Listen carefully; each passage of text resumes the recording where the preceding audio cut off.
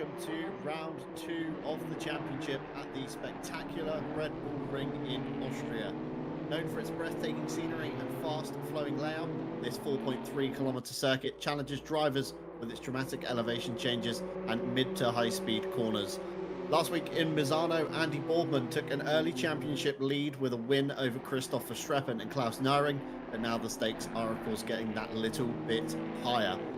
The Red Bull Ring's long straights and technical sections offer plenty of overtaking opportunities, perfect for another thrilling race. Will Boardman extend his advantage, or will his rivals strike back? Stay tuned for tonight's broadcast. I'm John Dalton, your lead commentator, alongside me, Matt Malcolm, with Jesse Lee behind the cameras this week, and of course, all of our live stewards next door to us. Welcome, everyone. Hello, John, and hello, everybody here.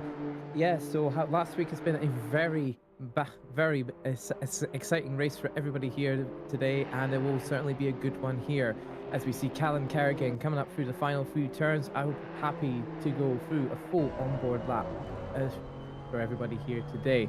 So as we go through the lap here, we go onto the main pit straight point here. Good long section coming up to turn 1, known as the Niki Lauda corner. As we go through, there's a high speed, hard braking point here, which is a good prime overtaking position here. As we go through turn 1, you've also got the long straight going through turn 2 of the kink up towards turn 3. As we go up towards turn 3, you've got a really nice prime overtaking example right here. Many people have gone through this point here, and many have gone past. Many have not succeeded. Through Remes, we go through the nice long straight towards turn 4. As we go through turn 4, you go down towards this downhill section. With these drivers here, they have to make sure they don't go overcook themselves as they go a little bit too wide and leaves people up with the opportunistic inside line. For here, you can see that they're going through a nice clean inside line here, trying to make sure they can maximize the traction going through towards turn 5.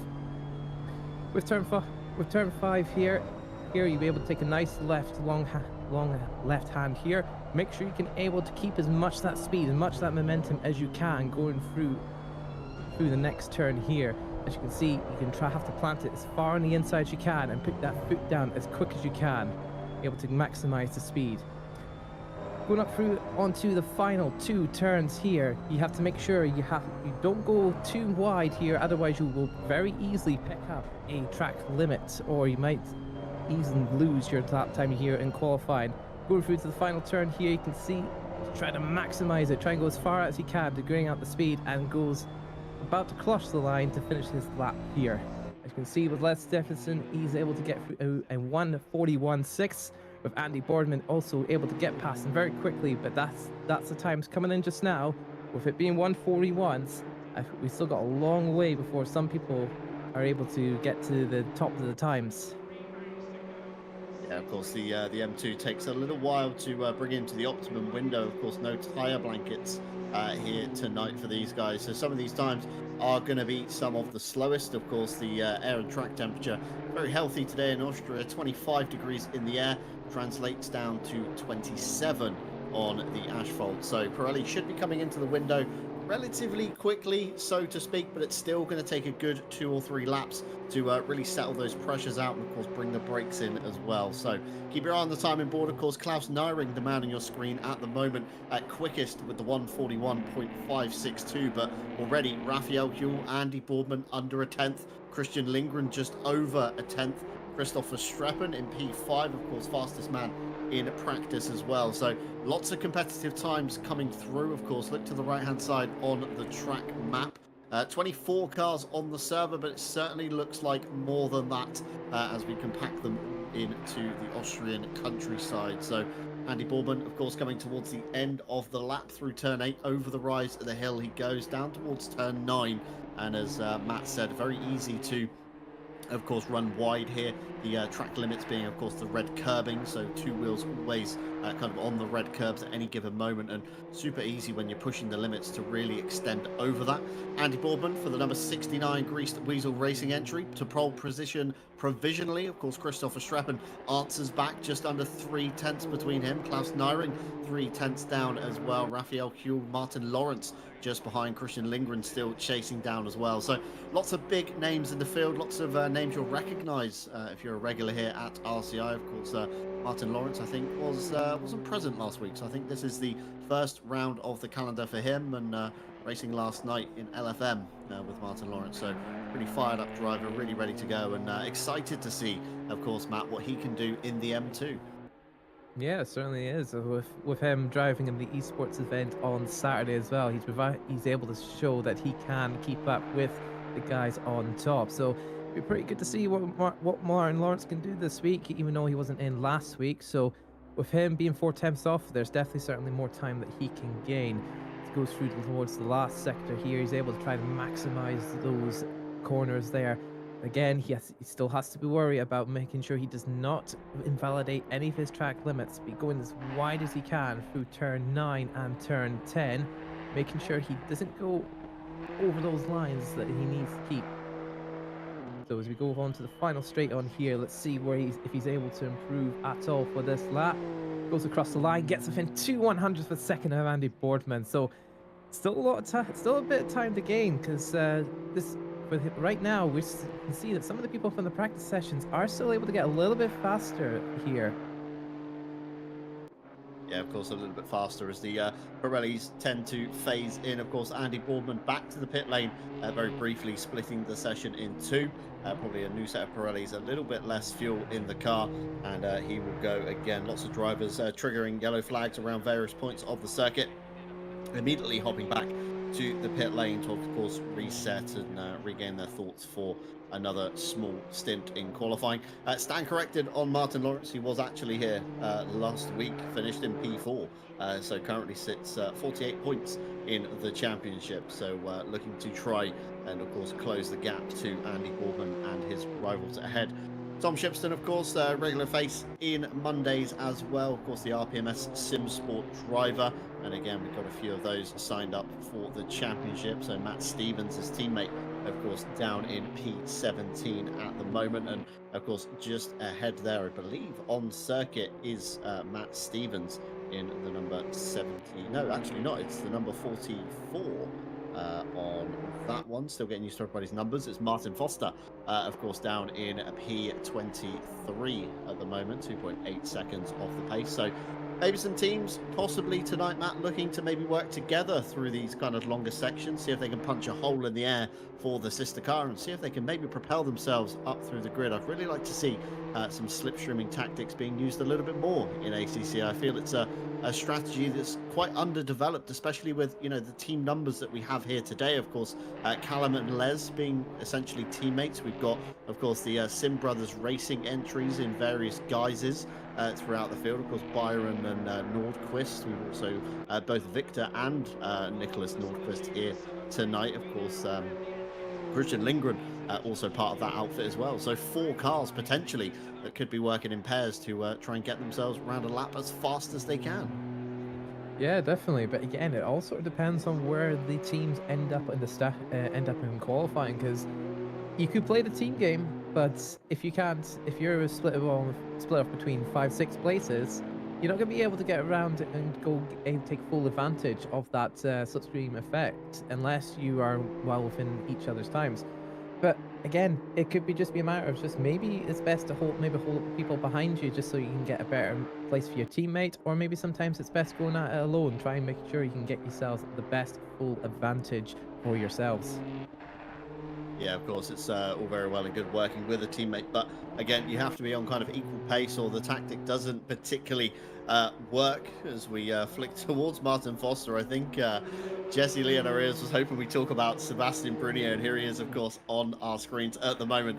Nearly on pace driver, of course, 668. If you flip that upside down, it becomes 899, and that is, of course, the common number that we normally see the nearly on pace crew under. So, of course, here he comes out through, of course, turn 1. Got to maximize the run, as you said. It's a very long drag up to the third turn, essentially, at the top of the hill.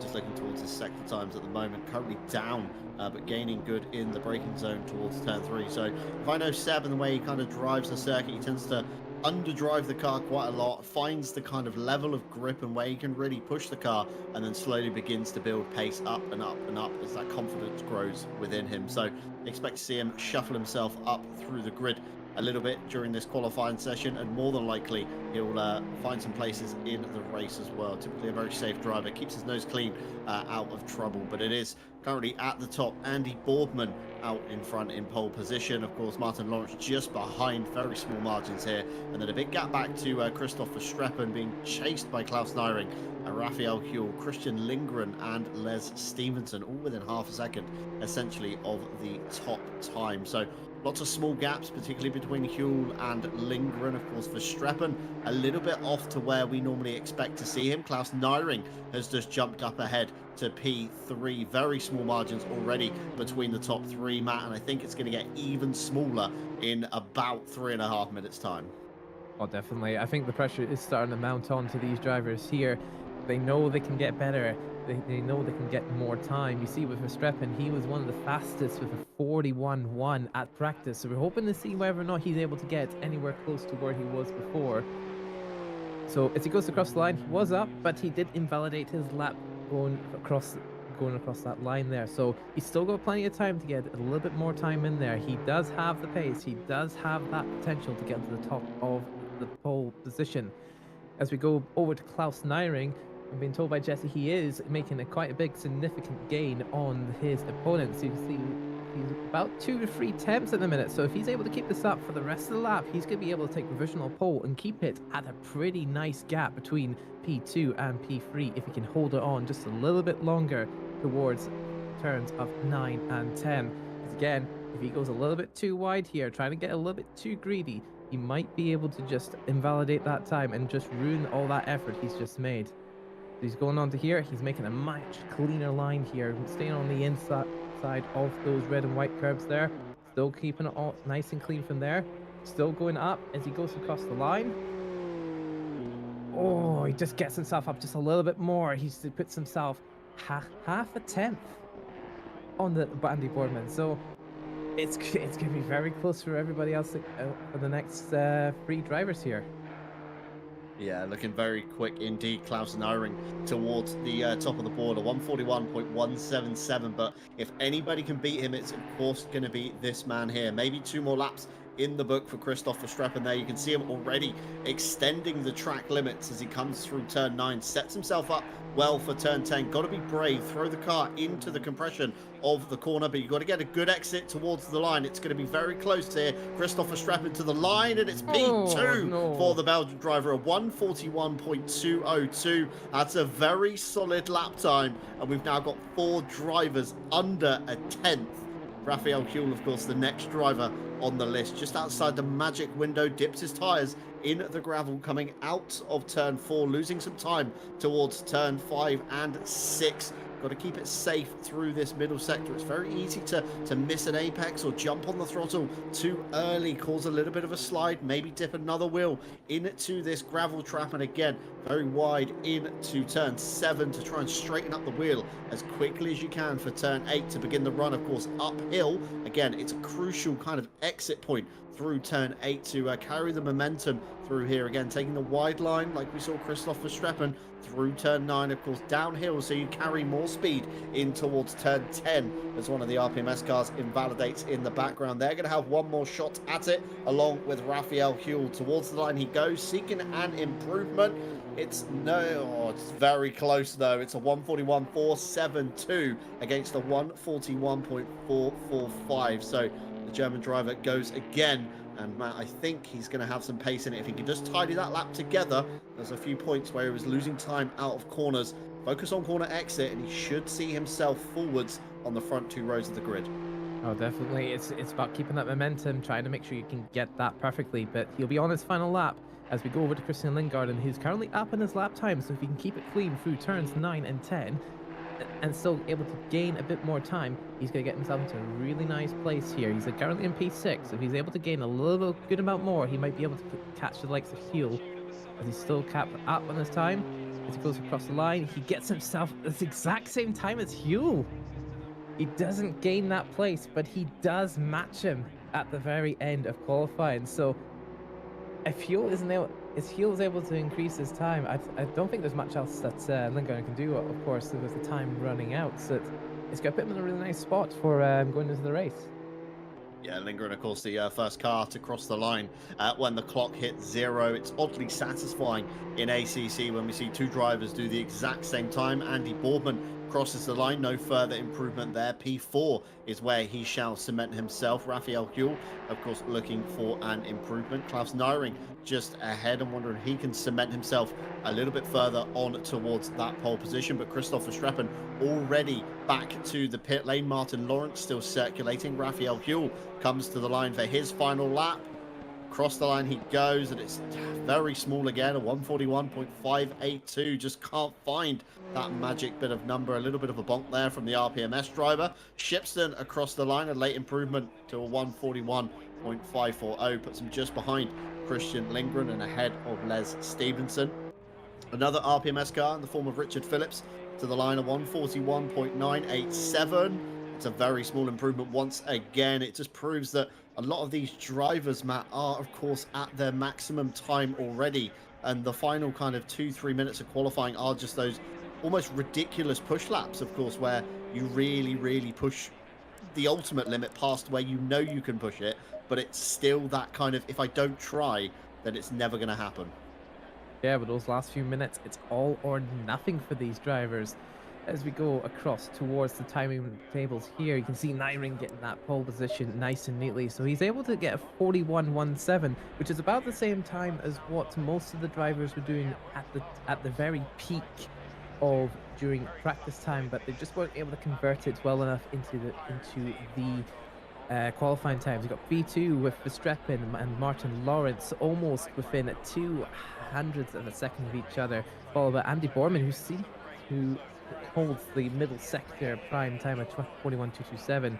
As we go down through the list, all the times or most of our drivers are still within a 41 time, so there's still a bit of time to gain with some of the drivers further back. But again, it all really sort of depends what it goes from there. Yeah, of course. We've got 19 drivers within a second of each other. So going to be very competitive here tonight at the Red Bull Ring. And one poor exit could, of course, see a train of cars steaming on past you. Of course, in between the qualifying and the race is the perfect time when we take a little moment to look at the championship standings. Of course, how they stand after one round at Misano. Of course, it was Andy Boardman who took the victory. So to the top he goes with 72 points. Christopher Streppen hot on his heels though with 58. Of course, today's pole sitter looking to try and change from round one. Of course, Klaus Nyring with 53. Martin Lawrence on 48, chased by Raphael Huell on 44. Tom Shipston on 40. Les Stevenson, aka the Roker Poker, on 37. Christian Lindgren on 34. Rob Franken on 31. And the first of the RPMS cars, Yao Manzo, on 28, rounds out, of course, the top 10. Moving on to the second page, of course, Nicholas Nordquist with 25 points, followed by Ollie Mulder on 23. Matthias Byron on 21. Callum Kerrigan on 19, with Richard Phillips on 17. Stefano Ricciardo on 15, chased by Matt Stevens, just a point behind on 14. Mike Redford, a point behind him. And then we see the first of the Lundqvist brothers on 12 points. Sebastian Brunier on 11 rounds out your top 20 in TCX Pro. And of course, moving on to the third page, the second of the Lundqvist drivers, Alphonse Lundqvist with 10 points, Verzakov with 9, Martin Foster on 8, Peter Varga on 7, and Kalyanov on 6. Philip Rihar yet to score, and Scott Lawson also the same. Scott Lawson, I believe, signed out of round 1, so didn't actually take part. So very speedy championship this time by compared to last season, of course, when we had some 50, 60 odd drivers to rattle through. So it's a perfect time, of course, to tell you about the RCI calendar this week. Of course, we're back to some form of regular events with Wednesday, of course, where we go iRacing as we bring you the multi-class sprint season 1. That's featuring LMP3 and GT4 cars. So kind of dialing the pace down a little bit to kind of the slower, more beginner-friendly things, shall we say. Drivers head this week to round 3 at Monza. So again, expect plenty of slipstream passes there. Saturday, of course, this week, we're back to ACC. That's with Night Owl Season 17 beginning at the Nürburgring GP. Of course, those of you that are regulars here at RCI know that night hour is, of course, catered towards the later end of the timescale. Practice begins at 10 p.m. UK time, and the event should finish roughly around midnight. So if you are sizing up an RCI event and think, you know what, John, the time zones don't quite suit me, well, this one could be one for you. And of course, also over on the website at the moment with the mini stock also announced on iRacing, we've decided to run a one-off to let everybody tip their toes into the ovals water together with RCI. We'll have two 20-minute races at USA International to give us a good taste of what oval racing is all about. And of course, all content is included in the base subscription of iRacing. So again, it's the perfect chance to try out a very different type of racing to the norm here at RCI. And of course, one of our partners, if you like, Motorsport UK Esports. I believe if you sign up as an official paid member, they do have a 12-month deal on iRacing, which does make it very viable. So if you haven't yet subscribed to iRacing, head on over to the Motorsport UK Esports website and check out some of their member perks, because that might be one, of course, for yourself. And of course, last Saturday was when we took again to RCI TV, for those of you that were here, of course, for the RCI 6-hour esports series. That was a thrilling race over at Kyalami as well. And of course, it was an Aston Martin lockout on the podium. That was Ren Velton's Nicholas Huben and Bastian Richer. Kind of flawless race from those guys, taking it all the way to the checkered flag. That was from the honours of the, ironically, the number 255 competition Aston Martin of Abu Ladze and of course Philip Minar, and Gladius competitions Italian duo Marco Lomi and Lorenzo Magnani in third, after a not so ideal start, but they definitely clawed it back in the late stages. And of course, for the first time in RCI history, the IMB 6-hour community series. So if you saw the esports series, we're also running a dedicated community series alongside that. That's going to feature prizes courtesy of IMB Racewear, as of course our title sponsor. First place will receive a pair of Stealth Racing gloves, with second earning themselves a £15 gift card, and of course third place taking a £10 gift card. That's of course after the series has wrapped up in championship standings. This will cover up to 3 drivers in a team, so again, if you're feeling a little bit lucky, head on over, get yourself signed up for that one. And alongside, we're also doing a giveaway for a £20 IMB Racewear gift card per race to a lucky team across any split. However, you must finish the race to be eligible for this one. So if you've been watching us here at RCI TV and you've got a few friends together in the ACC realm and you want to sign up for some good old-fashioned endurance racing, head on over to the website, because the 6-hour series is perfect for you. And you can, of course, head on over and sign up anytime to any of our events, day or night. That's racerci.com. And of course, down below, you can check out all of our links, including Discord, Twitter, Instagram, and Facebook, where you can find out all the exciting stuff that goes on behind the scenes. But of course, tonight's race, Matt, there's lots of competitive drivers. We've got Nyring, Verstappen on the front row, Lawrence and Boardman lurking behind, and Huell and Lindgren could be the dark horse in this race. So it's that typical question, isn't it? Who is your money on for tonight? There's just, with the field that close, I can't put it on one person.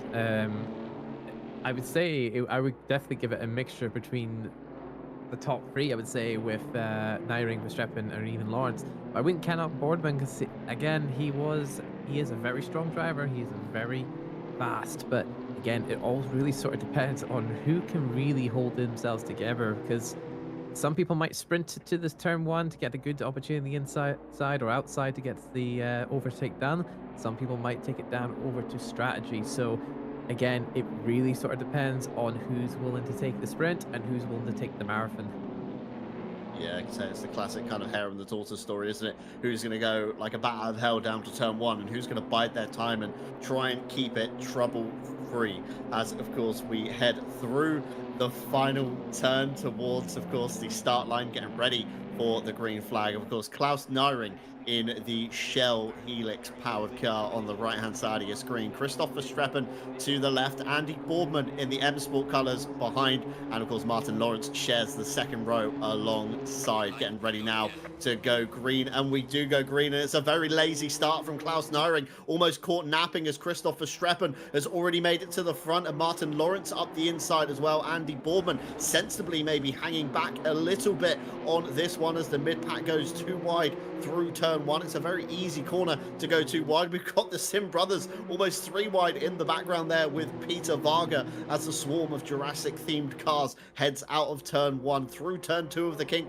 up to 3. This is where we see the early moves. Of course, cold brakes play a part. Cold tires again. Remember, no tire blankets as it gets very, very tight into turn 3. RPMS on Sim brothers. I think that's Matthias Byron being turned possibly by Martin Foster on the inside line there as they all stream out. Lots of Sim brothers cars towards the back of the field, and it makes it very handy because they put a giant number on the roof. So from the TV cams, Sim brothers cars are perfect for us up here in the booth. Meanwhile, we've got Mike Redford and Sebastian Brunier going door to door as they head down the hill through turns 4 and of course the long sweeper of 5. Mike Redford's going to be gifted the inside line into 6, and Seb sees this coming and gives enough racing room. Redford's over the curb though, almost into the door of Sebastian. Sebastian takes it the long way around, but Redford's biting back into turn 7 they go, and Redford prevails coming out through turn 8. Sebastian's run is a little bit hampered, and Matt Stevens now in the RPMS car behind could see the legs stretch alongside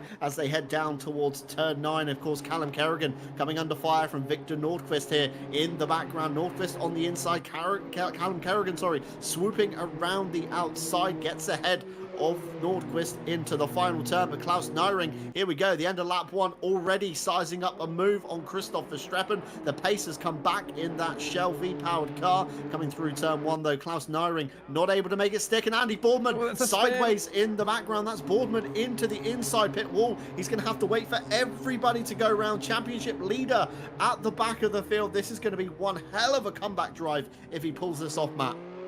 Oh, definitely. It's definitely a good chance for him to make a comeback here. Let's watch a replay of what happened with Boardman, whether or not he's taken very wide. Oh, he just took a slid. He just went a bit too wide there and trying to maximize the potential going around there. But I think he just might have just gone and took a slid with his either whether or not he took in a lack of TC or it was just the way that the car was reacting. It looked like he checked up, trying to avoid Lawrence, steered to the left to avoid the contact with the back of the number 171, got onto the marbles. Of course, the big weight shift in these cars, and just couldn't get it drawn up in time by the time he got towards the outside line, and unfortunately a bit of a half lazy spin from the M2 there. But Callum Kerrigan still defending from, of course, attacking, sorry, Richard Phillips. Kerrigan's actually up a position, but it's not all over and done yet. Richard Phillips back up the inside, opens the door. Victor Nordqvist, Callum Kerrigan goes to turn in, and suddenly the number 19 is on the inside, and up the inside goes Victor Nordqvist. He's up into P16 now, and Callum Kerrigan's been shuffled down 2 positions, and if he's not careful, Rob Franken, he's got Peter Varga and another of the Sim brothers down behind him. But again, Victor Nordqvist getting a bit loose with Richard Phillips just ahead in the RPMS Sim Sport car. And we've now got a nice pack of about 6 or 7 BMWs all beginning to form a queue, all sizing up either Richard Phillips or Victor Nordqvist, whoever comes first in their realm. We've got one of the Lundqvist cars, I think, off in the background. That's Alphonse Lundqvist in the number 75, just going a little bit wide at turn 1. But the train begins to snake through the Austrian countryside, and you can already see the circuit map on the right-hand side is very, very compact as they come up to turn 3. Callum Kerrigan looks to the inside of the number 19 of Victor Nordqvist, and so many Sim Brothers cars on the grid tonight. I'm getting very confused up here, Matt. Oh, definitely. It's with these drivers, we're having the same liveries. You can't get mixed up. I was mixed up between Callum Kerrigan and Les Stevenson last week. So as we switch over to Mike Redford, still trying to keep the other Sim brother behind him. So he just looks like he just took a spot over to the Sim brother car as he goes towards turn 7, as we can see a replay of that. No, it looked like it was good defending from... Yeah, it was good defending from Mike. He's trying to use the inside line, keep the momentum up. Well, it looks like the Sim brother car, it looked like took a bit of gravel there, so that was going to slow him down and potentially get Sebastian Biermeier to chase him down on there. With some of these cars on here, as we go over towards Klaus Nyring. He's still on the very back of Verstappen here, trying to make sure he can get that toe and try and see whether or not he can peek his boner at either turn 1 or turn 3. Because again, it's all about keeping the momentum up and not trying to lose it while he's got Martin Lawrence and Raphael Hule behind him, eager to chase him down. Yeah, so any small mistake out of Nyring and Lawrence and Huell are going to be pouncing on him, in the blink of an eye. And Christian Lindgren at the back of this train initially with the fastest lap, but instantly swapped down to Andy Boardman right at the back of the field, the number 69. Of course, Greased Weasel Racing entry in nice clear air, I would say, although Martin Foster is the first car he's dispatched of on his climb back up the board. And the perk of course, having the field so tight, so compact, that once Andy Boardman gets involved in all of this, it's going to make it very, very interesting as Rob Franken and Callum Kerrigan find themselves in a fight.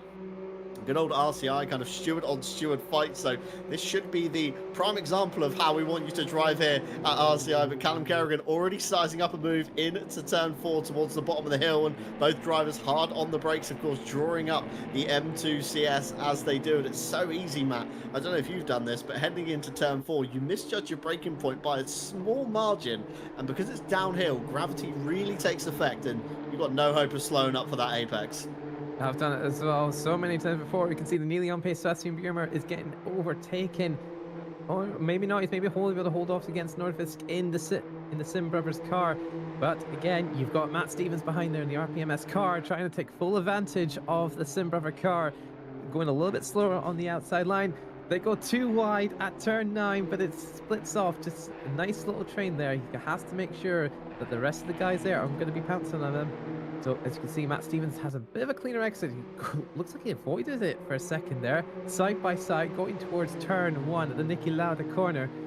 Matt Stevens is a little bit ahead, but he has to make sure he can able to keep that clean and keep that momentum up so he doesn't lose that on the big straight. Oh, and that's almost, he went off. He went a little bit too wide there, almost colliding with Sebastian Biermer as he still is side by side over towards the, and as he's trying to slot back in. Oh, it looked like he was about to knock off the car behind him there for a second. Matt Stevens still trying to keep on there with everybody else, with that pouncing on him. It seems like Matt Stevens might put himself in a little bit of a dangerous situation here with everybody else behind him. Yeah, Matt Stevens nearly ended up in the Osterreichring, in the early days, the 1970s and 80s. Turn 1 used to go straight on into the forest, and Matt Stevens certainly exercising that line as he misses his braking point, trying to size up a move, of course, into turn 1, but slots back in, as you say, but danger territory, of course, as the pack is beginning to form in this race. And it's a very colourful pack indeed as we head through turns 5 and 6. Mike Redford making good progress though up the field so far. He's looking to the inside of Ollie Mulder as both cars have a bit of a wiggle, but manages to draw alongside in the number 95 through turns 7 and 8. They will go. It's all about the driver with the best momentum, and from this cam you can really see Ollie Mulder has the good drag as they head up the hill towards turn 9. But it looks like Redford could get the better entry into the corner, maybe carry more momentum towards turn 10 and size up a move into the apex, but hold station behind Mulder. They go in line through turn 10 and focus on that exit. And let's see, can Redford do what Matt Stevens attempted to do? Can he size up a move up the inside into turn 1? But already a flash of the headlights from Redford reflecting off the back of Mulder's car, and Redford that little bit later on the brakes. Mulder tapping the brakes to try and settle the car through the apex, and that's allowed Redford with a better run, but Mulder is squeezing, and it never goes well when you squeeze to the right hand side of the Red Bull ring, because the driver behind will keep his foot in it and you will come worse off. And Mulder there having to go over to the left hand side. Redford up the inside into turn 3, parks it on the apex. Mulder tries to do the old up and under, but big wiggle on the exit. Mike Redford now up into P8. Yeah, but it's all there with Mulder. He just took too much of the curbs that are on here. With this track here, while you have pretty good curbs on here, you do have those infamous sausage curbs that can throw people off a lot. So we saw at turn 1, Mulder just took a little bit too much of that turn 1 curb and just clipped it to sunsettle his cars, which gave Mike Redford the better chance at getting through there. A little bit of a squeeze from Mulder's end, but again, we'll leave that to the stewards to decide what they think on that if they deem it a necessary incident. Mike Redford still trying to hold it off there, trying to get himself onto the better line as Mulder goes right on the back of him. he has to make sure that he doesn't make the same mistake that Mulder made at the previous lap at turn one. So again, it's all about the momentum. It's all about keeping the speed on these cars because with this engine being a 6 liter, 3.5 liter, it's there's not that much power when you compare it to the GT3s though. Yeah, of course, it's almost like a GT5 car, essentially, if you can kind of Oh, three wide. make up a category as we go instantly into 3 wide. Nicholas Nordqvist, I think this is the number 999. Peter Lundqvist and Boardman. Boardman has been caught up into the last corner. That's put Peter Lundqvist around, Boardman round as well on his crusade back to the front. And that's another incident for Andy Boardman. And today just hasn't been the race for him. Let's catch a race replay. This all kicked off coming out of turn 8, essentially, up the hill towards turn 9. One of the yeah, that's one of the Lundqvist drivers there. That's how it all started. That gave one of the Nordqvist brothers a run up to the inside, and this is exactly how it finished. Through turn 9, they went 3 wide. Boardman around the outside, the last of the late breakers, but it was the number 999 up the inside, just with a snout enough that when Andy Boardman turned in, unfortunately contact was made, drivers around, and lots of damage on the rear of Andy Boardman's car there. And you can already see the number 750 beginning to try and make a move on Boardman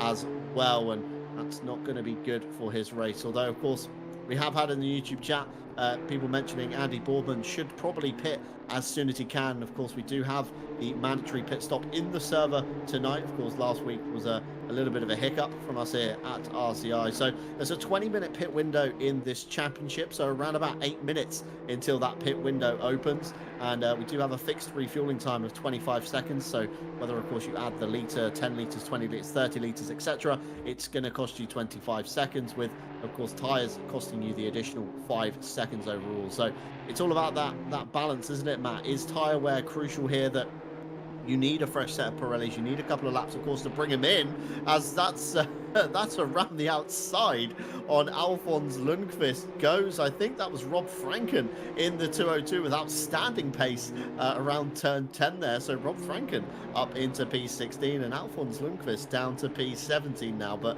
fantastic move on that one, and Jesse Lee thinks he's just spotted something, and he has indeed. It's Klaus Nyring now to the front of the field. Martin Lawrence in chase. Christopher Streppen has dropped to 3rd, so not too sure what has happened here, but certainly a change of pace at the front, Matt. And going back to my original point about pit stops, of course, is tyre wear going to be that crucial that the 5 seconds you lose in the pits you can then make up as Klaus Nyring goes wide at turn 4? That allows Martin Lawrence and Christopher Streppen and possibly Raphael Huell to come through. Around the outside, is Huell going to go through turn 6? This is. It gets very tight as they go towards turn 7. Of course, the outside becomes the inside, but Nyring thinks better of it, slots back in behind. And this is how that one all kicked off. Down the hill, of course, everybody hard on the brakes, trail braking towards the apex, and Nyring just not scrubbing enough speed, and that's exactly what I mentioned earlier. You miss your braking point by that little margin, and that's exactly what happens. And of course, in this pack racing map, easy mistake, 3 positions lost instantly. Yeah, it looks like he just braked a little about 10-20 meters too far, which it might not seem much, but you saw there how much time and how much of the positions he lost from that. So this will brings us to our 3rd different leader with Verstappen, Martin Lawrence, and Nyring. So it's all for the fight for the win at this minute here. We can see with the top 5 in a single train here. So if any one of them do slip up, any one of those 5 people will take the full advantage and will say thank you very much for that position as they slot in ahead. See Martin Lawrence trying to put himself in a good position here. See Nyring trying to look on the outside line at turn 3. Is he going to be able to pick up enough momentum to get down towards turn 4?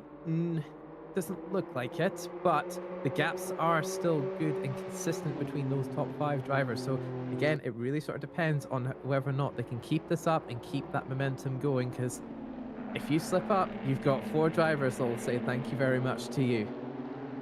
Absolutely so. I mean, Christian Lindgren now, these guys have started fighting, being drawn into this as well. So 5 cars potentially could easily quite go from 1st to 5th in this current train. And Martin Lawrence probably checking his rearview mirror every now and again, seeing how the gap is to Christopher Streppen. But I think at the moment, the gap is being managed quite well. However, we do have a little bit of traffic ahead. That's in the form of the number 77. That is, of course, Matt Stevens at the RPMS car there. So hopefully by the time these guys catch Matt, fingers crossed, it's a very safe pass, because it's going to be very scary having 5 cars all fighting over the same piece of tarmac. And there's Stevenson now on the back of Tom Shipston. These two have been relatively close in pace, and Les really chomping the inside curb there, using the extra kind of ground clearance that the M2 has, of course, to really try some different lines here today. And his teammate Callum Kerrigan equally fighting with another RPMS car. It's almost like a kind of deja vu moment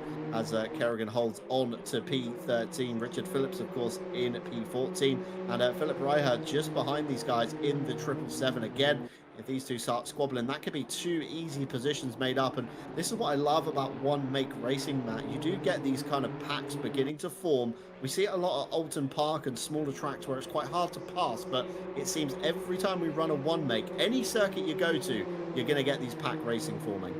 Oh, definitely. And with a track like this, there's going to be plenty of opportunities for them to overtake. As Richard Phillips is looking to maybe get on the inside line on Kerrigan, he's just able to poke his bonnet, but he's got a driver right behind him of the 777 Rena, as he's trying to make sure he can get the position without losing it to Rena at P15.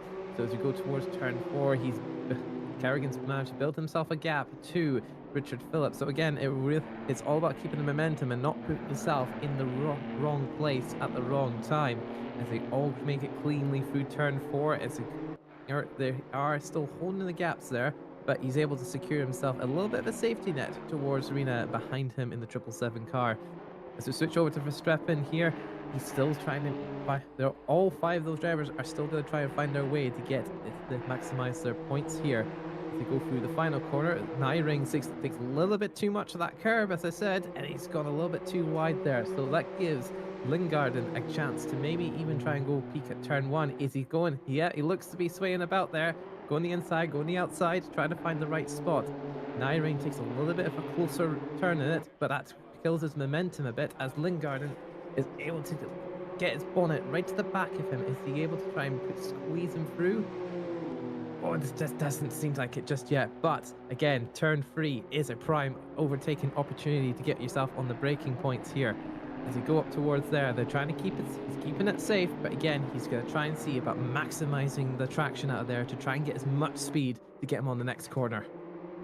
Yeah, Nyring swooping around the outside there, covering off Lindgren. And as a result, of course, Lindgren with the poorer exit down towards turn 4. So the gap has built a little bit more. Nyring with some breathing room now through the middle sector, able, of course, to attack the cars ahead in the form of Raphael Huel, Christopher Streppen, and, of course, Martin Lawrence at the head of the field. Of course, as we mentioned earlier on in the broadcast, we do have a team of live stewards with us tonight, and we do thank them very much for all of their efforts involved in the championship. Not only this one, of course, but right across the RCI board, where, of course, we do cover with live stewarding. Not too much kicking off tonight. We've got a couple of warnings going on for an incident at lap 1, turn 3, along the 100 and the 22. It was a warning for the 22 for avoidable contact, but deemed a minor time loss. Lap 2, turn 1, involving the 44 and the 999, to 10 seconds for the 999 for avoidable contact with moderate time loss. So 999 there on the outside, tries to do the old up and under, hits the sausage curb on the inside into the back of the 44 of Martin Foster. He has to spin it around very quickly to get back underway. And of course, 10 seconds given on that one. We then got another incident, lap 2, turn 7, involving the 44 and the 69 as well. That was deemed a racing incident, minor contact on that one. And then incident lap 5, turn 7, involving the 777 and the 508, once again deemed a racing incident, minor contact. So nice and simple tonight, not too much going on, although stewards always hate when we say this in the box, because very soon after it does kick off. And of course, we've seen some earlier incidents with of course various people here. As we catch a replay, this is between Rob Franken and Philip Rieha. Down into turn 1 they go. Rieha goes very wide, lets him have it, and that is the strangest thing I think I've ever seen in ACC. Hit the sausage curb, Matt, and suddenly Rieha's off in the Austrian forest towards the Osterreichering layout. That's very odd. Yeah, I've never seen anything like that happen here in ACC. I at least in my personal experience, I know I've heard it in some other in other sims, but it's the first time I've actually seen anything like this here. But if we can see, Jesse might actually have a point of view from his side here as he go. It looks like exterior shot. He goes on the curb. It's almost like he's hit a wall. I that's I don't know what that is. Yeah, this is It's great. some very odd stuff, isn't it? I mean, up to turn one, on board, here we go. Pitches it in over the sausage curb, and all of a sudden, it's like the car hits something in the floor. But I mean, it's an M2. The ride height is super tall, you know, almost akin to a track car or a street car. As Jesse Lee's really loving this replay. We've got one more time here. Rob Franken, of course, up the inside, and I can't even work out what's been caught here. It's not a splitter. It's not a diffuser. There's nothing hanging from underneath the car. But as he hit the bump, you could see the bonnet lifted up. So it's definitely hit the front end of the car in game. And then, of course, spun him to the outside wall, hit the rear of the car. So you can see there as he enters the pit lane, the panel gap around the hood. Of course, it's definitely incurred some front end damage, but I have never seen that, and we did a 24-hour race here this year, and not once did I see a car fly off into the Austrian countryside. So very strange indeed. But this time we got some friendly fire going on here between Matthias Byron and Victor Nordquist. It's almost like Victor's trying to psych out Byron, weaving towards him on the straight, trying to pinch him towards the inside of turn 4 here. And Victor Nordquist going to have to go the long way around on Matthias Byron side by side. But in the background, of course, Callum Kerrigan now begins to latch on to this fight. So again, this could be 2 positions potentially lost for Matthias Byron ahead. And we've got an indicator from Klaus Nyring signaling I think he could be coming into the pit lane, and he is very courteous of Raphael Huel there, and Klaus Nyring enabled to go around the outside of turn 9. So Raphael Huel, a very early pit stopper. Of course, pit window has been open for about 2 minutes 10, manages to get the pit limiter on by the time we reach the board. So Raphael Huel also down the lane. Nicholas Nordquist, an early stopper. Philip Rieher, of course, in the pits after his earlier on incident with the sausage curb at turn 1. And we've got another RPMS car coming down the lane now. I think that could be possibly I think it was Richard Steve Phillips. Was it Richard Phillips? I stand corrected. Yeah, so going back over to the fight with Kerrigan and the Sim brothers here at turn 1.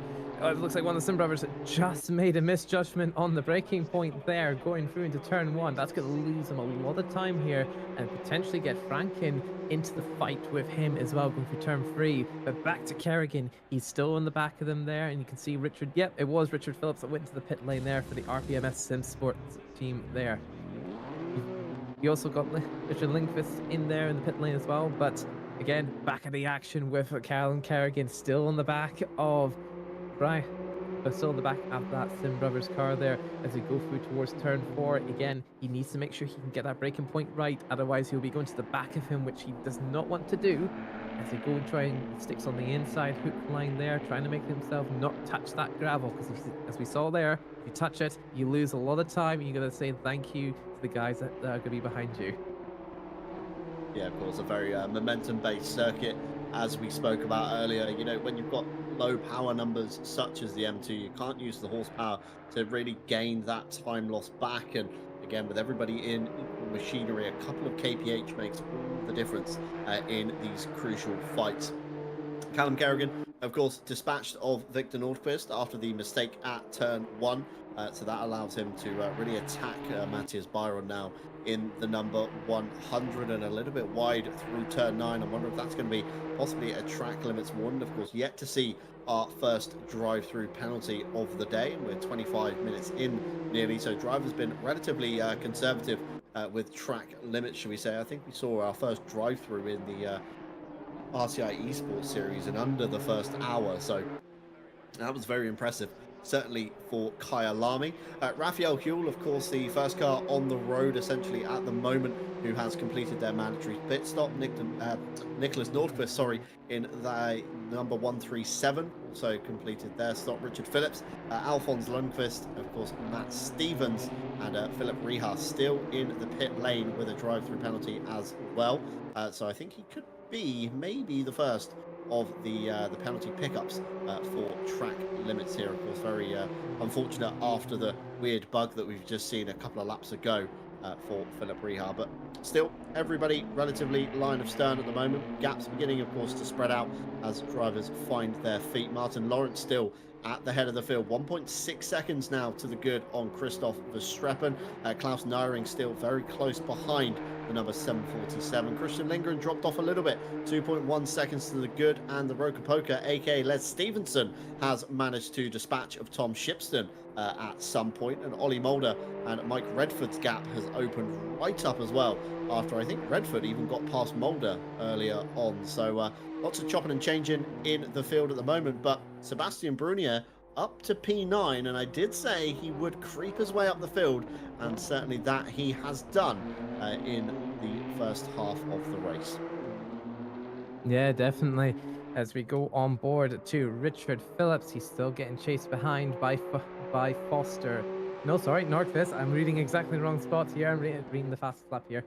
Yeah, so Lundqvist is still behind the likes of Richard Phillips. So again, he's going to try and get around on the outside line here, trying to maybe poke on the inside line. But again, for this part of the track here, with it being how technical it is, it's not very easy to get past them unless one of the cars loses that momentum. As we go through turn 7 through turn 8, again keeps it both clean, so then that way they're not taking any of that dirty gravel to lose that momentum going through to turn 8 and up towards turn 9. Go over to Victor Nordqvist. He is sitting on there with the likes of Callum Kerrigan, who is able to slip ahead of him there. Again, he's going to try and see whether or not he can try and get a good position forward on there, because again, he's got one of his teammates just ahead of Kerrigan there, so it all really sort of depends on if they can play the team game or if they're out for themselves. Yeah, you've almost got to get Byron, haven't you, to back up Kerrigan into a place where, of course, Victor can then begin to attack in the number 19 car just behind. But, of course, as we mentioned earlier, Matt, Rob Franken is behind again, sizing up these guys. If they're, driving in their mirrors, they're missing apexes and losing that crucial momentum, then, of course, Rob Franken is going to bring his way into this. It's going to become a four-way fight, of course, as we saw Kerrigan and Franken battling earlier. Kerrigan looks to the inside, though, into turn 9. No gap there, and that certainly hampered the run down to 10. But Victor Nordqvist wide over the track limits again. He's going to have to lift, but carrying lots of momentum through the final turn. That's going to put him alongside Kerrigan.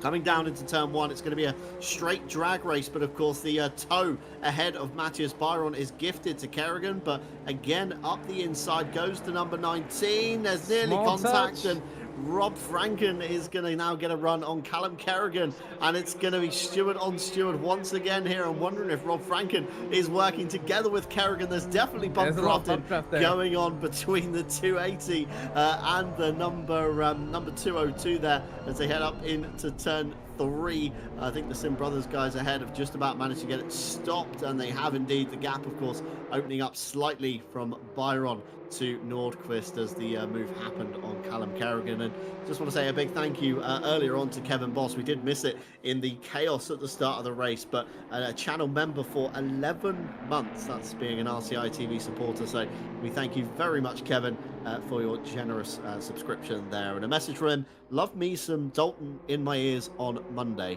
And of course, Malcolm alongside me as well in the box tonight, and hopefully for the rest of the TCX Cup season. A big wiggle there from Callum Kerrigan, just about manages to catch it, and of course that's going to bring Rob Franken back into the picture as well. Car ahead, Stefano Ricciardo jumping up a position in pit lane there in the number 750. That's versus the fight in with Foster in the number 44. So You can now set his sights back to the few cars ahead as they filter out. Of course, race leader getting into the traffic now. That's Martin Lawrence we see as Matthias Byron peels off into the pit lane, and with him the number 19 comes as well, Victor Nordquist. Callum Kerrigan also down the lane, so it's going to be a race of who can get their car cycled through the fastest. Of course, with the fixed refueling time, 25 seconds tonight, tyres taking an additional 5 seconds. We're going to have to keep an eye on the pit stop time as Martin Lawrence here catching some traffic in the form of Ricciardo, of course, dividing.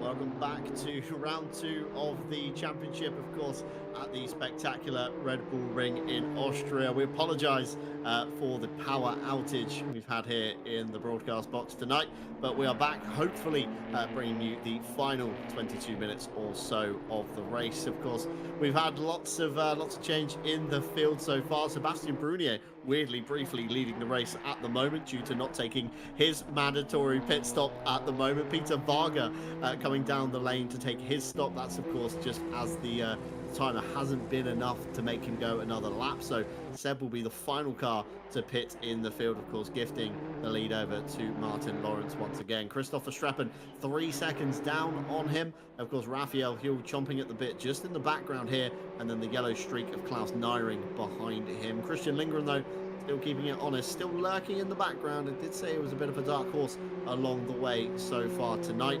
And Les Stevenson, aka the Rokaboka, in P8. He's managed to jump Tom Shipston during all this chaos. Mike Redford manages to get ahead of Ollie Mulder as well, the number 95, up into P10. And meanwhile, it's Rob Franken who's prevailed in the fight between, of course, the Sim brothers and Callum Kerrigan. Rob Franken all the way up to P12. Of course, got Matt Malcolm still alongside me, Jesse Lee back with his power, and of course all of our live stewards who have given us some more reports to go through. Matt, I'm not sure if you've got the reports channel handy, but plenty to sink our teeth into, and lots of penalties already being cleared off the board as Sebastian Brunier finally comes down the pit lane with 26 seconds to spare. Yeah, there's definitely plenty of things that our stewards have gone through. Most notably, we did actually have Andy Boardman picked up a 10-second penalty for a lap 6 turn 10 incident with the 999 vehicle. But for the remainder of the incident, it's been relatively calm. Quite a few racing incidents here and there, so our drivers are keeping it clean, but there are a few of them that are pushing the boundaries a little bit too much. As we go over to Martin Lawrence, still leading the pack of the people who have pitted. You also got Sebastian Brunier back in the pit lane, so that puts Martin Lawrence as our race leader for the meantime. Christopher Verstappen, 3.72 seconds on behind, so he's still got a bit of a gap to go. Let's see Richard Phillips trying to go on the outside line of turn 9. Let's see if he's able to get more momentum through towards turn 10. He's going to be able to poke it out, but he's just not able to do it enough. Yet he stays behind them for the meantime of Franken in the 202 BMW. Behind him as well, you got Nordqvist and so Sim Brothers' car. So again, it's a matter of whether or not Richard Phillips is able to get full advantage at turn 1, or if he's going to lose that momentum for Nordqvist to take full advantage of. But as you saw, all three of those cars cleanly. There's a little bit of a love tap there at the rear, but again, that's going to be very much nice and clean over towards the main straight here up to turn 3. You also got the Sim Brother trying to peek on the inside line. Maybe he can get a bit of a better braking point. He's gonna try and doesn't look. No, it's very close, but he's just not gonna be able to get. He's not gonna be able to get through just yet. Still plenty of turns. Still 18 minutes to go. So it all really depends whether or not if any of those drivers there is gonna make a mistake for Nordqvist to take the full advantage. Yeah, 18 and a half minutes just under to go. Still plenty of fights going on the circuit. And of course, the smallest of mistakes can yield the biggest of gains. So although the gaps look a little bit spaced out at the moment, don't be surprised if people start catching those gaps up as, of course, the fuel falls off, the tires wear down that little bit more, and the grip isn't quite what these drivers are used to some 52 minutes ago on this one. Rob Franken at the head of the fight, of course. Richard Phillips just behind in the 22, and Victor Nordquist still chomping at the bit, just trying to get, of course, the latching onto the back of the slipstream of the two ahead. He's going to be getting some kind of benefit, but not the full effect. And of course, in the background, Callum Kerrigan in the number 280, set to capitalize should this all royally kick off on that one. Of course, as we speculated earlier on, we do have a steward's report from the Philip Reher incident we saw, where he jumped over the sausage curb off into the forest. It's been reported as an incident on lap 12, turn 1, involving the 777 with no further action. No contact found, but was detected by the server. Possible latency issue from the driver's client, driver's game, shall we say, in the simple terms. So maybe the game has registered Philip Reher as hitting someone or something else around the track. We know that, of course, ACC does get a little bit glitchy in the new update, with connections being momentarily lost. Anybody that's been in a race recently has seen a car ping from one side of the track to the other, to the pit lane, and back to where they once were on the circuit. Maybe that is what has happened here with Reher, and possibly that's where the contact has been registered by the server, but nobody else really involved in that one. So very strange indeed. But kudos to the 777, of course, Matt, for continuing on, because of course it's way too easy sometimes. You find yourself in a bit of bad luck, and suddenly, you know, the whole race is over. What's the point? I'm just going to give up. Shut the door down. Let's go home. You know, the same with Andy Boardman, who has still stuck it out, of course, up into P15. So two drivers showing real determination tonight in the TCX Cup. Yeah, definitely. And I think definitely better than sometimes what I would do, because sometimes I like to shut my doors a little bit too soon. But again, I give kudos to both those drivers there, as they go. Both will be trying to maximize their position here. You can see Andy Boorman's been a good choice here. As we switch over to Raphael Huell, as he's able to try and take over the second place over Chris Verstappen here. He's leaning on the head there, trying to make down turn 4. He's got the better inside line going through there. But again, that all really sort of depends on whether or not they get through, because Huell is able to get round through again ahead of Verstappen into P2. As we go back towards a replay of that, through to turn 1, he takes Verstappen takes the sausage curve a little bit too much. That gives Huell the best round over towards the momentum going through towards turn 4. As he goes towards there, he's able to edge out just enough for him to get a better point through the breaking point there at the turn 4, and round where he would go.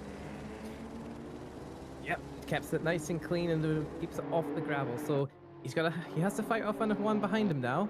He's directly on his back bumper, but Verstappen, it's side by side through turn 10. It looks like a little bit bang on the door, but Huell carries more of that speed around. That puts Nyring in a good advantage. Still now side by side with Nyring, getting a little bit etching out on here. As we see, Ricciardo's also got a drive through there, most likely for track limits, as Nyring gets ahead through turn 1. That's put Verstappen in a really bad spot now, as that's got him into P4 now. Exactly what we were saying earlier, wasn't it? The smallest of mistakes can yield the biggest of gains for your rivals, and certainly as what happened here as Verstappen rubs the back of Nyring coming up into turn 3. That really offsets the Danish driver, and manages to nail his breaking point for turn 3. So no real mistake there from Nyring, keeping his cool under pressure from Verstappen as they come out of turn 3 down towards 4. Of course, Verstappen's going to be fired up and in that slipstream, really ready to go, as Philip Reher has also picked up a drive-through penalty. So lots coming late in the game so far, and still just under 14 minutes to go on the clock. So still plenty of time to potentially pick up more track limits warnings. This time, Rob Franken glued into the back of Victor Nordquist in the number 19, but goes wide at turn 3.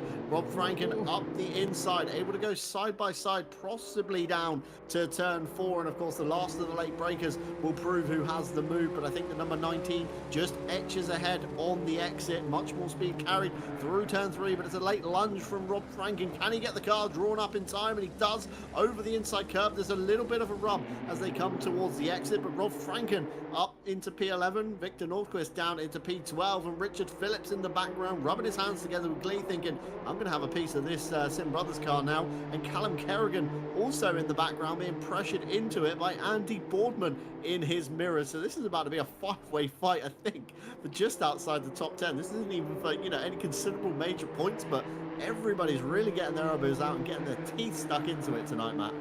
Oh, definitely. It's sometimes it's not about the points, sometimes not about the place. It's about the racing as a whole. With these guys here fighting side by side to get those extra placing. As he said, it's a race along the way that we're seeing here. Because again, Ollie Mulder on the inside line of Sebastian Biermer, trying to make a clean overtake there as he goes towards the likes of turn 3. Sebastian Biermer is going to use that toe, get the full advantage, and try and see whether or not he's going to be able to get ahead of him back or at turn 3. He's trying to peek, he's trying to look to see if there's anything he can do. He's a little bit opportunistic on the braking. He's on the inside line, he's trying to make it go off to there, but he's just not able to hold that momentum long enough for them to get through. So Ollie Murder has got the place, and he's managed to keep it stuck in for another few more laps. I don't think Seb's going to give up on this one, and it's getting chaotic in the mid-pack that we were just watching. We're 3 wide now, coming out of turn 3, down towards turn 4 we go. We've got Rob Franken ahead in the hard car, the number 19, Victor Nordquist in the middle, Callum Kerrigan towards the outside of Richard Phillips is 22 on the inside there. Kerrigan going for the long way around, looks like he's got the superior grip on the number 19, gets great launch out of turn 4, runs through turn 5, he's going to have the inside for 6. Andy Boardman sizing up a move in the background on Richard Phillips, and I'm wondering if this is the difference we're seeing between taking tyres and not taking tyres in the final 10 minutes of the race. Kerrigan, of course, looks much more settled in his M2, but the number 19 of Victor Nordquist coming back through turn 8 as Kerrigan runs a little bit wide. He's going to have RPMS to bump maybe into turn 9, but Richard Phillips thinks better of it. We're going 3 wide here into the penultimate corner. Richard Phillips backs out very sensibly. Victor Nordquist, around the outside, slots in behind Kerrigan. There's a bit of a wobble. Andy Boardman's got front row seats to this in the background, gets the undercut on the exit of the RPMS SimSport car, gets the tow from the 2 cars ahead, but they're jinking. It's the number 19, and it's Callum Kerrigan in the number 280. Towards turn 1 they go. Kerrigan up the inside. Nordquist trying to go around the outside. Andy Boardman torpedoes up the inside into the outside wall.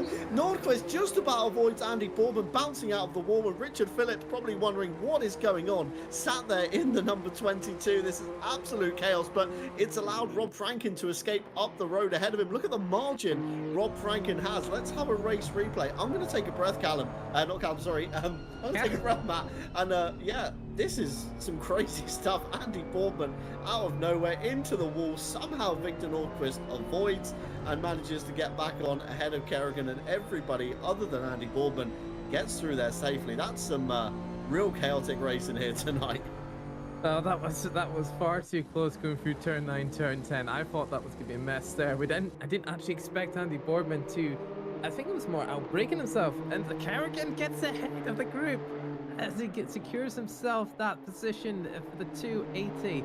So he's able to get ahead of Nordquist, securing that P12 position. But again, he has to make sure he can keep that place and make it stick, as Nordquist is still trying to get on the back of him, along with the Richard Phillips and the RPMS car. So again, it's chaotic, but it's fun for everybody. If you can keep it clean and keep it consistent. As we go through turn 9 and 10, it's side by side between the Sim Brothers and the RPMS car, but through turn 10, Nordquist is able to keep that clean. Goes a little bit wider, trying to hold off as much of that momentum as he can, going through towards turn 1. It looks like he's gaining on Kerrigan. He's gaining, and it's all go through turn 1 here. Who's going to have the better line? But he just keeps it clean. He just knows he has to back out because he does not want to repeat what Andy Boardman did last lap here. could see the amount of speed that Kerrigan is carrying through these corners. It's almost catching him out on corner exit as he gets a big wiggle out of turn 1. We've got Phillips slipstreaming Nordqvist up into turn 3, and Phillips is going to have to go the long way around, and Nordqvist parks the car expertly on the apex. But I think Richard Phillips has just about managed this one, gets a good drive off turn 3. I don't think the number 19 is going to have a response to this one.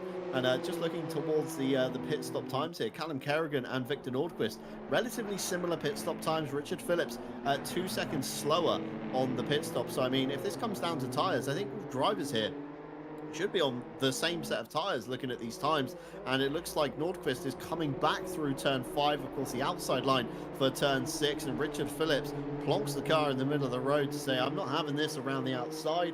And Nordqvist trying very, very hard to find a gap up and under.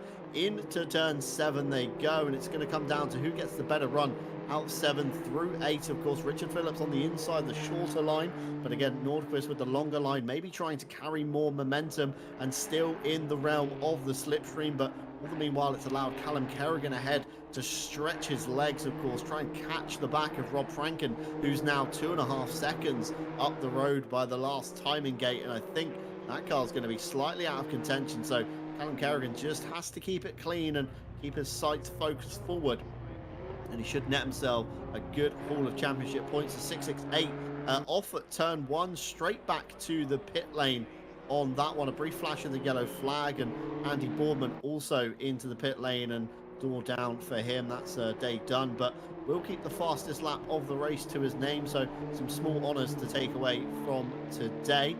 Klaus Nyring still glued to the back of Christoph Verstappen towards the front, though. 8.1 seconds separate your race leader from Raphael Huel. 1.3 is a little mistake there, I think, from Christoph Verstappen. Might allow the run on, there it does, around the outside. Up to turn 9 they go. Klaus Nyring to the right, Christoph Verstappen to the left, and it looks like Verstappen just gave up the position, didn't really fight Nyring at all at the inside line, and very interestingly just gave up, but certainly attacking back through turn 10. And that was very weird from Christoph. I wasn't expecting him to make that so easy, Matt. Yeah, as we go to Sebastian Bremier at turn 1, he just seems to be static at it looks like he just yeah, it's like he's parking there, or is it looking to leave the track? I don't know whether or not he's wanting to go home or not, or it could just be forgotten the year. But again, that's very weird to see a car parked there and still on the track at that point there. As we go back towards Tom Shipston at the RPMS 60 car, still on the back of Les Stephenson here. He's been trying to chase him down for a few laps now. He's still on the back of him, but he's just not going to be able to get around him just yet, as Les is able to place the car and keep that momentum much better than what Shipston can do at this time. But again, with 5 minutes to go, you can see some of the drivers are starting to get a bit desperate here as we go back to that group here with Nordqvist and the other RPMS car. They're going almost too wide here towards turn 3, maybe even 3 wide if they can hold on to there. Kerrigan on the very outside line here, trying to hold as much momentum as he can, and it's too wide at turn 3, making it free. But it's just, yeah, he's not able to get enough momentum to get on side by side between the RPMS and Kerrigan's car. But again, you've got 2 wide going through towards turn 4 with Richard Phillips and Callum Kerrigan. Kerrigan on the outside line and Phillips on the inside line, but Kerrigan's able to hold more speed onto it. He's got more momentum, but Richard Phillips has lost the momentum for Nordqvist to get alongside him through to turn 6. If he can get around him through onto that point there, he's going to be able to go on the inside line. He's got a little bit of door bagging there. As it goes on, he's got the better inside line here, going through towards turn 8 here. Yes, he's able to secure that place there, and Richard Phillips is not going to be able to have the momentum to keep up from that point there. Yeah, no grip around the outside of turn 8. Very slippery if you do get out that wide, especially side by side. The inside line does prevail through there. Towards the front, of course, Klaus Nyring under fire from Christopher Streppen still, and the clock is ticking down. Of course, under 4 minutes to go. Raphael Huel just ahead. I don't think the margins are going to be all too close on that one. News just in from Sebastian Brunier, ACC fatal error, which is why he's parked on the outside of the corner. I think being a VR user as well, it's going to be pretty tricky to try and click the OK button to get that one back underway. And Sebastian Brunier there, it's the sad pan, isn't it? You almost need the black and white, the rain falling down the lens and the sad music incoming on that one. He says bye-bye top 10, which is very unfortunate. It was a great run from the 668 nearly on pace driver there, so fingers crossed, better luck next week. It's almost a Sim Brothers sandwich as we come out of turn 3. Richard Phillips to the left, Callum Kerrigan to the right, and we go once again down to turn 4. The battle of the drag race, the last of the late breakers. Let's hold on, people, see who makes it out of this one. Kerrigan fires it around the outside, Phillips to the inside. There's a rub from Victor Nordqvist on that one. Kerrigan still keeps it hung around the outside, gets the overlap on the number 19, and then once again Richard Phillips now prevails out of this lap as they come through the middle sector. Of course, Kerrigan on the inside line. Can he get the power off the corner? There's a dip of the wheel in the gravel for the number 19, and that's allowed Kerrigan up the inside into turn 8. And once again, this pack has all changed hands in a lap map, and there's still about 2 laps to go, and I don't know who's going to win this fight. Like I said, all or nothing here. These guys are not giving up an inch on each other. They're going to be trying to fight for that precious position here. As again, every point matters, but it doesn't matter if you get points if you have racing as good as this. As you can see with Nordqvist at the back, Callum Kerrigan trying to use the toe. He thinks he has a bit more momentum going through into turn 1. It's about whether or not he's going to be able to brake later than Kerrigan. But he's has to keep it clean there.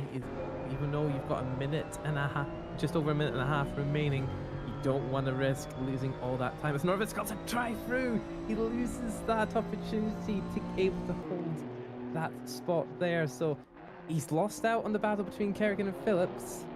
But I think we'll have a wee look again, see where exactly he went that. It might just be he might have just been a little bit too wide at turn 1. But it's unfortunate when you get a drive through like that, when you've been battling for drivers like these for so long.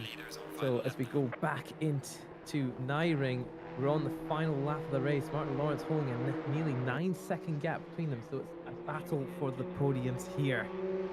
Yeah, absolute battle still. Martin Lawrence 9 seconds to the good now. All he's got to do is keep it clean for one more lap around the Red Bull Ring. Of course, Raphael Huel under pressure from Klaus Nyring, and Christopher Streppen looks to have dropped off the back of the Danish driver somewhat. Just can't find the pace in the late stages. Very unfortunate for Victor Nordqvist after such a great showing. Just didn't come through in the end. Philip Ryer with a late drive-through penalty as well. That's going to be tacked on probably to his final time as he's crossed the line. I don't think he can serve the drive-through on the final lap of the race. So again, that will shuffle him down a little bit. Victor Nordqvist, I think, may be champing the drive-through in the form of a race penalty as well as we get. Oh no, I eat my words, right on cue. Comes down the pit lane last moment to serve that one. So he'll cruise through the pit lane and come back out. Meanwhile, Martin Lawrence towards the front in the number 171 RCI Esports BMW M2. That's possibly another car that we maybe need a livery on for next week. If we can cook something up for Martin Lawrence, that would be great to see here on RCI TV. But time expired, white flag out, and that can only mean one thing, and it is the last lap of the race, as we mentioned earlier on. But Martin Lawrence keeping it very clean from start to finish, avoiding the unnecessary battles, and he will come through the final turn one more time and run it to the line to take victory here in round 2 of the TCX Cup, blowing the championship wide open with Andy Boardman not even finishing, pulling down the garage door. So it's going to be a poor scoring from Boardman. Raphael Huel comes through in second place. Klaus Nyring in third, followed by Christopher Streppen very close in fourth. That was again a fantastic fight from everyone involved, and a quick Scandi flick from the Belgian driver into turn 1, into celebrations with RCI teammate, of course, Martin Lawrence on that one. Christian Lindgren, P5, Les Stevenson and Tom Shipston enjoying themselves there in their fight that they had all race. Mike Redford will come through to succeed Ollie Mulder, who we saw, of course, fighting on earlier for the Unicorns Shoot Lasers entry. Rob Franken, of course, we saw him getting involved in all the pack racing in the mid stages, managed to break away and break free from Richard Phillips, Callum Kerrigan, and of course, Victor Nordquist. He'll come through to take the top 10. Richard Phillips, followed by Callum Kerrigan in P12. Alphonse Lundqvist, a driver we've not seen all too much of in this broadcast, but he comes through for P13. Martin Foster, a very solid result for the RPMS driver this week, coming through in P14, chased closely behind by Peter Varga for Team Monkey Racing. Victor Nordquist, after the late drive-through, comes through there, and Stefano Ricciardo will be your final car to finish the race here tonight. And of course, a few penalties adjusted, I believe, on the left-hand side of your screen. So final results on, of course, your screen now. Martin Lawrence towards the top, Raphael Kuhl and Klaus Naring. That's going to be a good haul of championship points there. Christopher Streppen, Christian Lindgren, of course, Les Stevenson, Tom Shipston, Redford, Mulder, and Franken round out your top 10. Of course, Phillips, Kerrigan, Lundqvist, Foster, Varga, Nordquist, Ricciardo, Byron, another Lundqvist, this time in the form of Peter. Matt Stevens rounds out your top 20.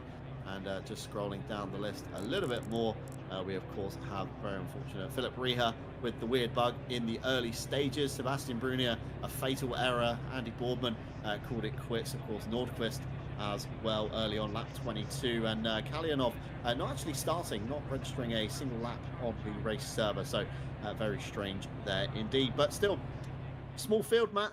It was still action-packed tonight. We had battles aplenty, and normally with the smaller grids, it tends to sometimes get a bit kind of spaced out. You know, as faster drivers stretch away, the mid-pack can't quite keep up. But, you know, put everybody in the same car, and it keeps it really electrifying for the whole 1 hour. Yeah, it's just like with this car, the fun never stops giving for these cars, especially with drivers all sort of different skill sets. You saw whether there was a few of them did get spinned out along the early stages of the race, but again, it's just this jam action packed fun here, isn't it? With all these BMW vehicles here, but as we go through like the entire race and as a whole, you saw where everybody at the top, wherever you're at the top, middle, or in the back of the pack, there was action everywhere today. I don't think there was. I mean, if you go by the gaps, there wasn't really those not much gaps between some of these single drivers either. Yeah, say margin's quite small, and like we say, the smallest of mistakes can yield the biggest of gains, especially when everybody is in the same car. Plenty of comments in the YouTube chat today. We'd like to thank each and every one of you for joining us today. And if this is the first time you're watching us here on RCI TV, you've probably chosen one of the best streams to tune into. There's been action aplenty, as myself and Matt have just said. And if you want to get involved with us here at RCI and think, you know what, next week I fancy a piece of this TCX action, I want to get my name down, you can head on over to the Race RCI, racerci.com, over to the website where you can, of course, get your name down. Next week, we head to Monza, round 4 the following week. So this is every Monday for the next 4 weeks. So Monza, we then head to Zolder, Nürburgring GP before rounding out at Spa at the beginning of October. So plenty of action to come in these BMW M2s. There's also lots of events on the website as well. Certainly this week in the form of Wednesdays, of course, when we had iRacing. That's for Multi-Class Sprint Season 1, featuring LMP3 and GT4 cars. They're also heading to Monza this week. Saturday, we're, of course, back with Night Owl Season 19, beginning, of course, at the Nürburgring GP. Get your name down for that one.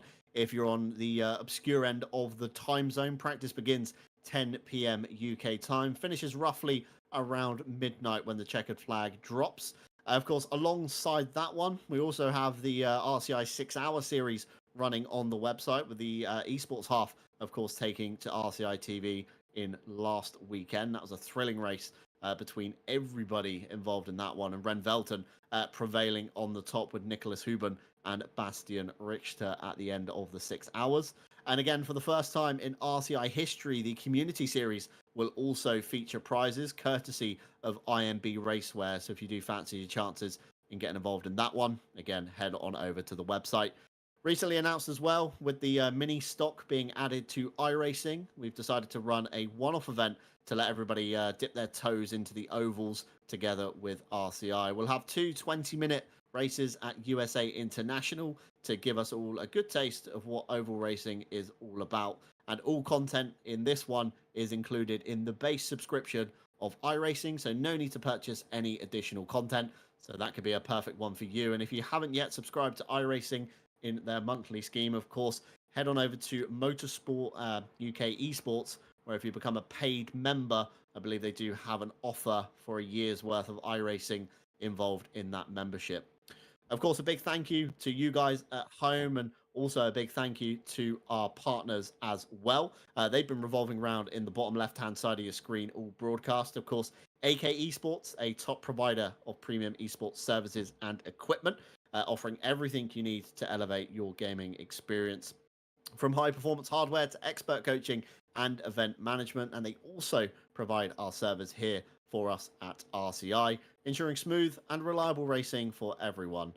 Of course, Go Setups provides expertly crafted setups to help you get the most out of your racing experience in titles such as Assetto Corsa and, of course, Assetto Corsa Competizione. There's a plethora of cars on their roster now, and I think every major kind of car in the game, including the Jaguar, has had the Go Setups treatment. So head on over there if you're looking for a setup. And of course, a new partner for this year, Moser Racing. Of course, a leader in high quality sim racing gear, from precision engineered steering wheels to durable pedals and advanced wheelbases. I believe we now have our affiliate link down below if you are looking to pick up any of their hardware this year, and their pedals certainly do look very intriguing indeed at the moment. But it's, of course, that sad time when we do say goodbye to you guys at home and leave you with what was a very chaotic VOD to go back through if you want to watch this one back. And, of course, a brief hiccup in the middle due to Jesse's power cut. So bear with us on that one as they come back. It should be shut together in YouTube, so it should be seamless, but you will lose about 10 minutes of racing in between. So from myself, John Dalton, from, of course, Matthew Malcolm alongside me, Jesse Lee behind the cameras, and, of course, all of our live stewards, we thank you very much for joining us. We hope you have a wonderful rest of the week, and we hope to see you back very soon on RCI TV. Take care.